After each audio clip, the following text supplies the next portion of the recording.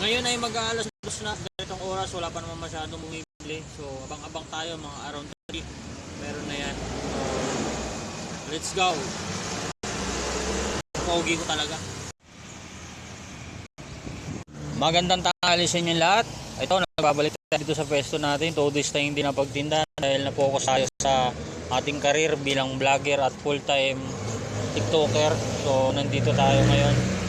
Ito yung siomay natin. Yan. At may bago tayong lagayan. Dito na yung mga soft drinks. Ayan. Lalamig na yan. Kasi sa init ng panahon ngayon. Tapos nandito tayo sa gilid pa rin. Sa lugar na kung saan tayo makikilala.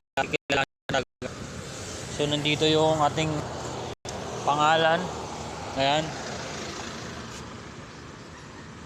Malapit lang to sa Arco ng Lagro. Along Bristol Street. Yan, madali lang makita at matandaan. Katapat natin si Pares. So, let's go. Bad news guys, masama pakiramdam ko. Ba't guys? Dapat babae. Naku mga girl. Bad boy ako. Masama pakiramdam ko today. Bayan. Sinisipon ako ng masakit ang ulo. Pero, naniniwala akong kikita ako ngayon. Trust the process. Punta akong baba. Kasi may kumain kaninang taga-amay, nagtanong kung anong oras ako lagi dito. Yan natin. Baka maging customer natin yan soon. Bumigay man yung ilaw ko eh. Hindi na tuloy makita.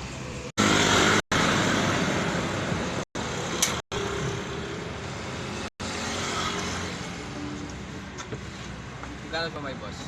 10, ganito kalaki oh. Ano, tigli 5 lang? Wala eh, 10 talaga yan. Sulit naman yan.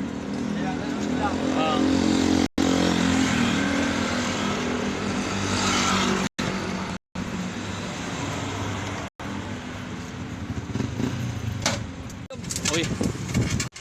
Thank you Lord, ubos ako today. Salamat, salamat. Ayan, thank you. Maraming salamat sa mga sumusuporta. At ito, makakauwi na ako. At maraming salamat talaga kasi naiiyak ako. Oh my God, oh my God, oh my God.